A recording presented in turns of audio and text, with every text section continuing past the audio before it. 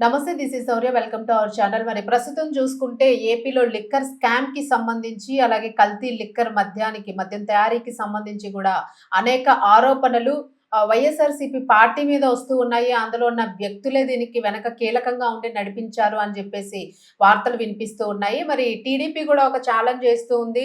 ఖచ్చితంగా దీని వెనుక ఎవరైతే ఉన్నారో వీటన్నిటిపైన గూడా సిట్టు వేసాము. ఆల్రెడీ సిట్టు కూడా వేశారు. అలాగే ఎవరైతే వెనకున్నారో వీళ్ళందరినీ గూడా బయటికి లాగే ప్రయత్నం చేస్తూ ఉన్నాం. ఖచ్చితంగా తీగ లాగితే డొంక కదులుతుంది అన్న చందంగా గూడా టీడీపీ అధికార పార్టీ ప్రయత్నం చేస్తూ ఉంది. మరి దీనికి సంబంధించి అసలు ఏం జరుగుతుంది? నిజంగానే వైసీపీ హస్తం ఉందా? వైసీపీ వ్యక్తులున్నారా?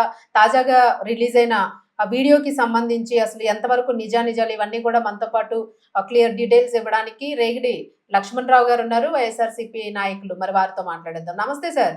నమస్తే అమ్మా. నమస్తే. నమస్తే లక్ష్మణరావు గారు. ఏంటి అసలు లిక్కర్ నకిలీ మద్యానికి సంబంధించి గత తీవ్రంగా గూడా దీని మీద సిట్టు కూడా వేసిన పరిస్థితి మనం జూసాము. టీడీపీ అయితే తీవ్ర ఆరోపణలు చేస్తూ ఉంది. మరి దీన్ని మీరు ఎలా తీసుకుంటున్నారు? అసలు దీన్ని ఎలా కౌంటర్ చేయాలనుకుంటున్నారు? ఏదైతే మరి మొలకల చెరువులో దొరికినటువంటి కల్తీ మద్యం తాలూకున్నటువంటి ఇల్లీగల్ ఫ్యాక్టరీ హ్మ్. అక్కడి నుంచి ప్రతిరోజు గూడా దాదాపుగా 48,000 వాటర్ బాటిల్స్ తయారు చేసి సప్లై చేయడం అనేది జరుగుతా ఉంది. హ్మ్.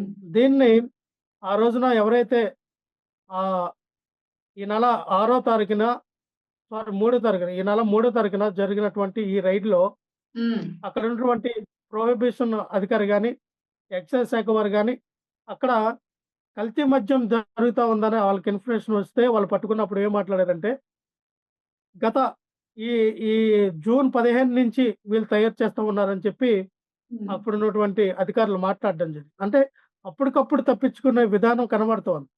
హ్మ్.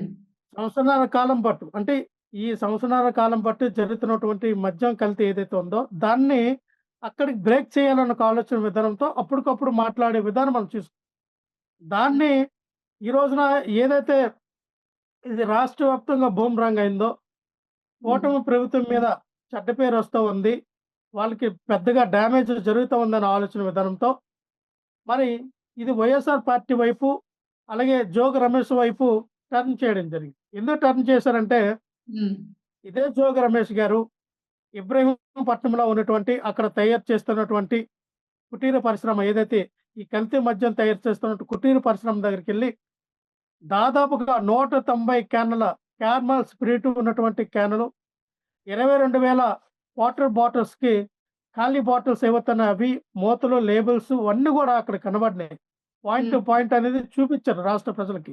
ఆ రోజున ఆయన ప్రెస్ మీట్‌లో మాట్లాడి ఏం చెప్పారంటే, "ఇది అటు తిరిగి, ఇటు తిరిగి రేపొద్దున నా మీద కూడా వచ్చే అవకాశం ఉంది."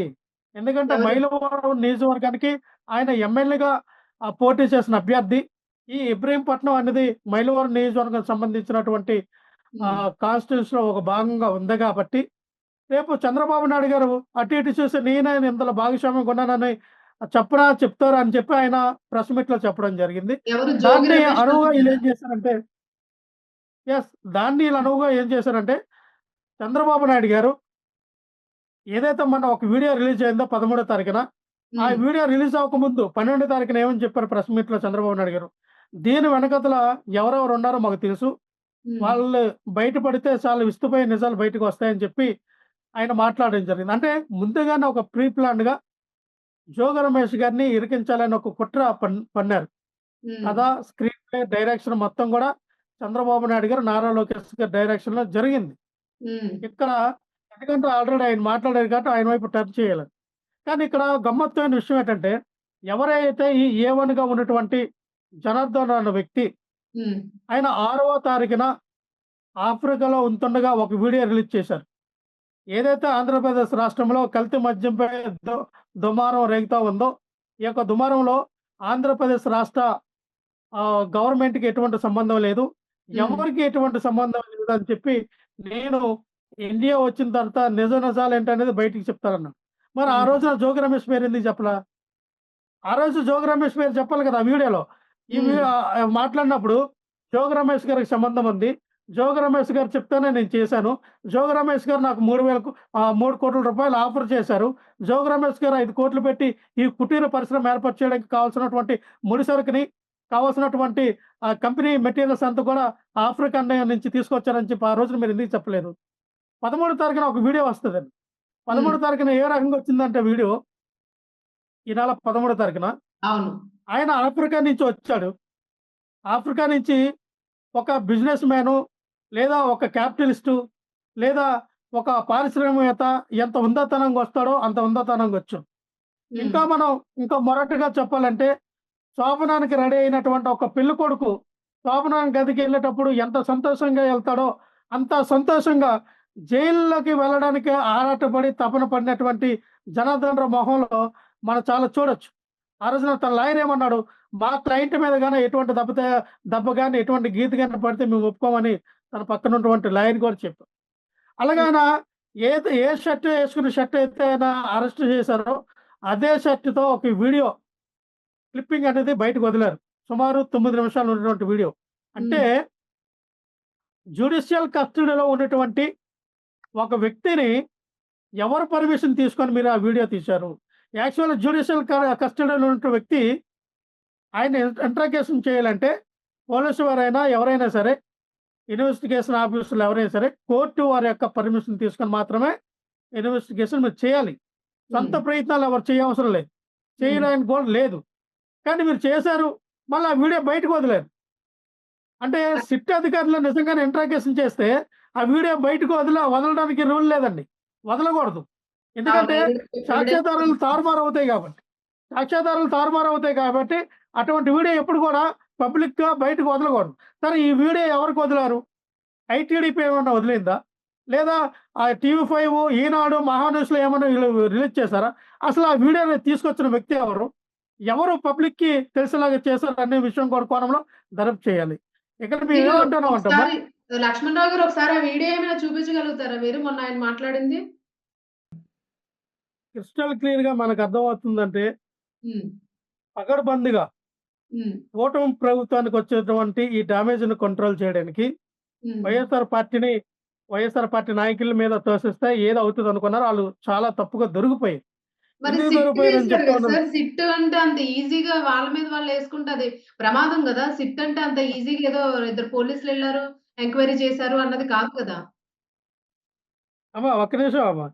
సిట్ అనేది ఆంధ్రప్రదేశ్ రాష్ట్ర ప్రభుత్వం ఏర్పాటు చేసినటువంటి స్టేట్ ఇన్వెస్టిగేషన్ అవి. అంటే హ్మ్. ఆంధ్రప్రదేశ్ రాష్ట్రంలో ఉన్నటువంటి సీఎం, అలాగే ఆ తదుపరి వ్యక్తులు ఎవరైతే ఉన్నారో వాళ్ళని ఒక ఆహ్, ఇండివిడ్యువల్‌గా ఏర్పాటు చేస్తారు. అది ఏముంది, చంద్రబాబు నాయుడు ఎలా చెప్తే అలాగే కదా వింటది. చంద్రబాబు నాయుడు కూర్చుంటే కూర్చోవాలి, నిలబడంటే నిలబడాలి. గతంలో హ్మ్. కూడా ఎన్ని సార్లు సిట్‌లేశారు. శ్రీవారి లడ్డూలో సిట్టేయలేదా, ఏం జరిగింది? హ్మ్. ఇంకొక కేసులో సిట్టేశారు, ఏం జరిగింది? అలాగే ఇది కూడా ఏంటంటే, ఎవరైతే ఈ అద్దెపల్లి జనార్దన్ రావు, కట్టా సురేంద్ర నాయుడు, హ్మ్. అలాగే జయచంద్ర రెడ్డి, తంబలపల్లి టీడీపీ ఇన్ఛార్జ్ అయినటువంటి జయచంద్ర రెడ్డి. వీళ్ళు ముగ్గురిని కాపాడడానికి ఈ సిట్టులనేది వేశారు. అయితే ఇప్పుడు అందుకే ఎవరినెలా మేమేమంటామంటే, హ్మ్. సిబిఐ ఎంక్వైరీ ఏస్తే నిజాలేంటనేది రాష్ట్ర ప్రజలకు తెలుస్తది. హ్మ్. సిబిఐ ఎంక్వైరీ చేయడానికి మీరెందుకు భయపడతా ఉన్నారు? సిబిఐ ఎంక్వైరీ చేయించండి. మా నాయకుడు, మా టీ మా వైఎస్ఆర్ పార్టీ అయినటువంటి ఎంపీ అయినటువంటి మిథున్ రెడ్డి గారు కేంద్ర ప్రభుత్వానికి ఒక లేఖ రాశారు. అయ్యా, ఆంధ్రప్రదేశ్ రాష్ట్రంలో కల్తీ మద్యం విచ్చలవిడిగా తయారు చేసి ప్రజల యొక్క ప్రాణాలను హరిస్తూ ఉన్నారు. మందు ప్రియుల యొక్క ప్రాణాలను తీసేస్తూ ఉన్నారు. దీనిపైన సమగ్రమైనటువంటి విచారణ జరిపించాలి. దీని మీద సిబిఐ ఎంక్వైరీ చేయించండి అని చెప్పి మిథున్ రెడ్డి గారు ఎప్పుడైతే లేఖ రాశారో, దానికి సానుకూలంగా, అనుకూలంగా స్పందించినటువంటి కేంద్ర ప్రభుత్వం దీని మీద సిబిఐ ఎంక్వైరీ చేయడానికి రెడీ అయితే, హఠాత్తుగా ఈళ్ళేమో మేము సిట్ ఎంక్వైరీ చేస్తున్నాం, సిట్ అని ఏర్పాటు చేసాం, సిట్ దర్యాప్తు చేస్తదని చంద్రబాబు నాయుడు గారు ఎలా చెప్తారు? నిజంగా హ్మ్. మీరు తప్పు చేయకపోతే, నిజంగా నారా లోకేష్ గారు, చంద్రబాబు నాయుడు గారికి, పవన్ కళ్యాణ్ గారికి, కిలార్ రాజేష్‌కి సంబంధం లేకపోతే, ఈ యొక్క ₹5,280,00,00,000 స్కామ్‌లో మీరు సిబిఐ ఎంక్వైరీకి ఎందుకు అనుమతించట్లా? హ్మ్. సిబిఐ మరి ఎంక్వైరీ ఎందుకు చేయట్లేదు? మరి మీ తరఫు నుంచి మీరేమైనా ప్రయత్నం చేస్తున్నారా మరి? మీ అధినేత నుంచి మీరు దీనికి సంబంధించి? వాళ్ళు ఒకటమ్మా, సీబీఐ వేయలేదు అని అంటున్నారు మేమన్నదేంటమ్మా, కదా! హ్మ్. ఒక్క నిమిషం ఉండు. పోలీసు వారికి నా యొక్క నమస్కారాలు. నా పేరు జనార్దన్ రావు. వాయిస్ వినపడుతుందమ్మా? వినిపిస్తుందండి. ఆగిపోయింది సార్. ఈ వ్యవహారంలో నా హ్మ్. పేరు మొదటి ముద్దాయిగా జనార్దన్ అని చూపించుకున్నారు. హ్మ్. మునకల్ చెరువు కేసులో వాస్తవం ఈ కల్తీ మద్యం గురించి తమ్మళ్ళపల్లిలో ఉన్నటువంటి స్నేహితులకు కానీ సంబంధం లేదు. ఊరికే ఇతరులు ఇబ్బంది పెట్టాలని కొన్ని రాజకీయంగా లేనిపోయిన చేస్తున్నారు. ఇతరులు ఎవరో లబ్ధి పొందే ఉద్దేశంతో ఇవన్నీ జరుగుతున్నాయి. దయచేసి నా అనారోగ్య సమస్యలతో నేను విదేశాల్లో ఉన్నాను. ఆరోగ్య సమస్యలను చూపించుకొని ఇండియాకు వస్తూనే ఇందులో జరుగుతున్నటువంటి అన్నింటినీ పోలీసు వారికి సహకరిస్తూ, ఎక్సైజ్ వారికి సహకరిస్తూ, ప్రభుత్వ వారికి సహకరించి జరుగుతున్నటువంటి పరిణామాల విషయాలన్నీ మీరు తెలపగానే ప్రతి ఒక్కరికి ప్రతిగా ముఖంగా నమస్కరిస్తూ వినించుకోండి. దీనిలో నా పాత్ర గణనీయం కాదని రమేష్ గారి ఆధ్వర్యంలోనే నేను ఇంతకుముందు గవర్నమెంట్ లో ఉన్నప్పుడు కూడా తెచ్చుకొని చేశాను సార్. ఇది 13వ తారీఖున మాట్లాడిన వీడియో అమ్మాయి. ఓకే. ఫస్ట్ మాట్లాడిన జనార్దన్ రావు వీడియో ఇది. yes. హ్మ్. ఓకే. ఓకే అంటే సార్. ఒకటమ్మా నేను అనేది ఏంటంటే మన 2 స్టేట్మెంట్లు మనం చూసాం. హ్మ్. ఫస్ట్ స్టేట్మెంట్లో ఏముంది? అక్కడ తంబలపల్లి ఇన్ఛార్జ్ అయినటువంటి జయచంద్ర రెడ్డి గారికి ఎటువంటి సంబంధం లేదు. హ్మ్. అంటే జయచంద్ర రెడ్డి గారికి ఎటువంటి సంబంధం లేదని చెప్పడానికి అంత కుతూహలం ఉన్నటువంటి వ్యక్తివి జోగి రమేష్ గారే చేయించారన్న మాట ఫస్ట్ వీడియోలు ఎందుకు చెప్పలేదు? ఎవరు మిమ్మల్ని మ్యాన్పులేట్ చేశారు? అంటే ఇక్కడ మ్యాన్పులేట్ చేయడానికి కారణం ఏంటంటే గతంలో జయచంద్ర రెడ్డి 100 కోట్ల రూపాయలు ఇచ్చి చంద్రబాబు నాయుడు గారి దగ్గర టికెట్ కొనుక్కున్నారు. హ్మ్. 100 కోట్ల రూపాయలు పార్టీకి ఫండ్ ఇచ్చారు. కిలార రాజేష్ అన్న వ్యక్తి ద్వారా పార్టీకి ముడుపులందిని. దీంట్లో నారా లోకేష్ గారు, కిలార రాజేష్, చంద్రబాబు నాయుడు గారి హస్తం ఉంది. అందుకనే వాళ్ళని సంరక్షించాలని, జయచంద్ర రెడ్డిని ఎటువంటి ఇబ్బంది లేకుండా చేయాలని అసలు రిమాండ్లో పెట్టినప్పుడు A1గా జయచంద్ర రెడ్డి ఉన్నాడు. అసలు అరెస్ట్ చేయవలసింది తంబలపల్లి నియోజకవర్గంలో జరిగినటువంటి దందాలో కల్తీ మద్యం జరుగుతూ ఉంది. ఆ జయచంద్ర రెడ్డి గారి ఆధ్వర్యంలో ఆయన అరెస్ట్ చేయాలి, ఆయన్ని ఇంట్రాగేషన్ చేయాలి, ఆయన్ని A1గా పెట్టాలి. కానీ ఆయన పార్టీ నుంచి సస్పెండ్ చేసి పక్కన పెట్టారు. ఈ కట్టా సురేంద్ర నాయుడు అనే వ్యక్తి గతంలో 2 మర్డర్లు చేశాడు, డబుల్ మర్డర్స్. 2 మర్డర్లు చేస్తే 14 సంవత్సరాల యావజ్జీవకాల శిక్ష పడితే ఆ వ్యక్తిని ఇదే రాష్ట్ర సీఎం అయినటువంటి చంద్రబాబు నాయుడు గారు ఫిరాలు ఇచ్చి తీసుకొచ్చారు బయటికి. హ్మ్. దేనికి తీసుకొచ్చారమ్మా? మరి జోగి రమేష్ ఇవన్నీ కూడా ఒకటి చెప్తా ఉన్నామ్మా, క్రిస్టల్ క్లియర్గా అర్థమవుతుంది ఏంటంటే హ్మ్. చెప్పండమ్మా. ఎస్, నిజంగా సిట్కి అంత పరిమితి లేదు, సిట్టి అంతలా చేయలేదు కాబట్టి సిబిఐ ఎంక్వైరీ చేస్తే నిజంగానే ఆఫ్రికా నుంచి ఆంధ్రప్రదేశ్ వరకు ఏం జరుగుతూ ఉందో అనేది నిగ్గు తెలిసే కార్యక్రమంలో సిబిఐ ఉంటుంది. అందుకే మేము సిబిఐని అడుగుతున్నాం. హ్మ్. ఆఫ్రికాలో చేసినటువంటి దందా ఏదో కల్తీ మద్యం ఏదైతే వీళ్ళు చేశారో, అక్కడి నుంచి కంపెనీ ఏ రకంగా అయితే ఆంధ్రప్రదేశ్కి తీసుకొచ్చారో, మొలకల చెరువు నుంచి ఇటు చూస్తే గన్నవరం, ఇబ్రహీంపట్నం, అనకాపల్లి, పరువాడ, ఇటు చూస్తే శ్రీకాకుళం, ఎక్కడ చూసినా విచ్చలవిడిగా రాష్ట్ర వ్యాప్తంగా వీళ్ళకున్నటువంటి 1,00,000 బెల్ట్ షాపులు, వీళ్ళకున్నటువంటి 52,000 పర్మిట్ రూములు, వీళ్ళకున్నటువంటి మరి ఏవైతే వైన్ షాపులు ఉన్నాయో 3,500 వైన్ షాపుల్లో ఈ కల్తీ మద్యం అనేది విచ్చలవిడిగా అమ్మడం జరుగుతూ ఉంది. కాబట్టినే ఇలా ఒక QR కోడ్ యాప్ తీసుకొచ్చారు. ఈ యాప్ ద్వారా మీరు ఆ యొక్క బాటిల్ స్కాన్ చేయండి, అది ఎక్కడ తయారు చేసింది ఏంటనేది. అంటే కల్తీ మద్యం ఉంది కాబట్టినే కదా మీరు కొత్తగా యాప్ తీసుకొచ్చారు. క్యూఆర్ కోడ్ కల్తీ మద్యం లేకపోతే మీరు ఎందుకు యాప్ తీసుకొస్తారు? క్యూఆర్ కోడ్ యాప్ మీ ఆధ్వర్యంలో ఉన్నప్పుడు వచ్చినట్టుంది కదండి. ఎస్, QR కోడ్ అన్నది మా ఆధ్వర్యంలో గవర్నమెంట్ ఎక్కడ తయారు చేయబడింది, ఏ ప్రాంతంలో తయారు చేశారని మీ QR కోడ్ వేసాము. ఈ రోజు QR కోడ్ యాప్ అనేది రాష్ట్ర ప్రభుత్వం ఎక్సైజ్ శాఖ వారు ఒక యాప్ అనేది నిన్న రిలీజ్ చేయడం జరిగింది. మీరు స్కాన్ చేసి తాగండి అని. కొన్ని వైన్ షాపులకి వెళ్ళి అది స్కాన్ చేస్తే ఎర్రని వస్తూ ఉంది. ఆ బాటిల్ పైన అది ఎక్కడ తయారు చేసిందో తెలియదు, ఏ ప్రాంతం నుంచి వస్తుందో డీటెయిల్స్ లేవు. అంటే ఆ మద్యం తాగాలా వదిలేయాలా? అంటే ప్రతి చోట అలాగే వస్తుందా? ఎవరికో ఒక్కరికే వచ్చిందా? రాష్ట్ర వ్యాప్తంగా చాలా మద్యం బాటిల్లో ఈ రకమైనట్టు తంతుంది. బీరు బాటిల్లో కూడా కల్తీ జరుగుతూ ఉన్నాయి. బీరు బాటిల్లో వాటర్ అలాగే మిగతామైనటువంటి సౌకుమారమైన రసాయనాలు కలిపి బీర్లు తయారు చేస్తూ ఉన్నారు. ఇవన్నీ కూడా మనం చూసాం. 10ల సంఖ్యలో నిన్న అనకాపల్లిలో కానీ, ఏలూరులో కానీ, రాజమండ్రిలో కానీ ఇటువైపు చూస్తే చుట్టుపక్కల ఉండే ప్రాంతంలో సుమారు 30 మంది చనిపోయారు. బార్ షాపుల దగ్గర తాగడం అక్కడక్కడే. అదే అంటే వైన్ షాపులో పడతాయి చనిపోవడం. ఎందుకు చనిపోయారు? మరి మీరేమైనా పరీక్షలకి ఇవ్వడానికి ఏమైనా పెట్టుకున్నారా అర్జీ? మరి ఇవన్నీ చనిపోయిన వాళ్ళకి ఏ ల్యాబ్‌కి రకంగా పంపిస్తున్నాం చనిపోయారు? అండి. సౌరి గారు హ్మ్. ఇవన్నీ ల్యాబ్‌కి పంపించాం. వాళ్ళు ఏ రకంగా చనిపోయారు ఏంటన్నది వాళ్ళు ఒకటే చెప్తా ఉన్నారు. కల్తీ మద్యం ద్వారా కల్తీ జరగడం వల్ల చనిపోయారని రిపోర్ట్‌లు కూడా వచ్చినాయి. ఇవి కూడా కేంద్ర ప్రభుత్వానికి మేము తీసుకెళ్ళబోతున్నాం. హ్మ్. గవర్నర్‌కి కూడా చూపించబోతూ ఉన్నాం. ఆంధ్రప్రదేశ్ రాష్ట్రంలో కల్తీ మద్యం ద్వారా ప్రాణాలతో సలగాటమాడుతున్నటువంటి ఏదైతే ఆడపిల్లల యొక్క పుస్తులను ఏ రకంగా అయితే కూటమి ప్రభుత్వం తెప్పేస్తా ఉందో దీనిని కూడా గవర్నర్ గారికి, కేంద్ర ప్రభుత్వానికి మేము చూపించబోతున్నాం. ఇంకో విషయం అమ్మా, ఏదైతే జోగి రమేష్ గారి యొక్క ఫోన్ కాల్ డేటా నిజంగానే జోగి రమేష్ గారు ఈ యొక్క అవును. జనార్దన్ రావు మధ్య కాన్వర్జేషన్ జరిగిందన్నారు కదా! హ్మ్. వాట్సాప్ కాన్వర్జేషన్ ఏమైనా జరిగితే బయటికి తీయండి అని చెప్పాం. వీళ్ళిద్దరూ ఎప్పుడెప్పుడు మాట్లాడారు, నిజంగా గూగుల్ డేటా ఒకటి ఉంటాయి కదా! అవి తీయండి. ఇవ్ మీకు ఎన్ని సార్లు మాట్లాడారు, ఆ రికార్డులు తీయండి. వాట్సాప్ కాల్ ఎన్ని సార్లు చేశారు, నార్మల్ కాల్ ఎన్ని సార్లు చేశారని ఈ రోజున టెక్నాలజీ పెరిగింది. అన్నీ వచ్చేస్తాయి. తీ ఇంకో విషయం తీ ఏంటంటే తీసుకున్నారు గదా సార్! దానికి సంబంధించిన డేటా ఆధారంగానే మేము పట్టుకున్నామని చెప్తుంది గదా టీడీపీ ప్రభుత్వం. లేదు. ఏ డేటా కూడా బయట పెట్టలేదు. ఏ డేటా ఆళ్ళ లేదు. హ్మ్. అదంతా ఫాల్స్ స్టేట్‌మెంట్, ఫాల్స్ న్యూస్. ఇంకో విషయం ఏంటంటే సౌర్య గారు, జనార్దన్ రావు గారు, అలాగే జోగి రమేష్ గారు వాట్సాప్ చాట్‌లో చాటింగ్ చేశారని చెప్పి ఒక చాట్ అనేది వాట్సాప్ స్టేటస్ అనేది సర్క్యులేషన్ అవుతుంది. అవుతుంది. అవును. అది ఈయనేమన్నారు, నా ఫోన్ ఆఫ్రికాలోకి పోయింది. నా దగ్గర ఫోన్ లేదని వ్యక్తి. ఆ యొక్క వాట్సాప్ స్క్రీన్‌షాట్ ఎలాగొచ్చింది? ఎవరు పంపించారు? ఎవరు తీశారు? హ్మ్. అలాగే నిజంగా జోగి రమేష్ గారికి, ఈయనకి కాన్వర్జేషన్ జరిగి ఆ స్క్రీన్‌షాట్ బయటకొస్తే మనం ఎలా నమ్ముతాం? ఇప్పుడు వాట్సాప్‌లో ఒక ఐకాన్ ఉంటది.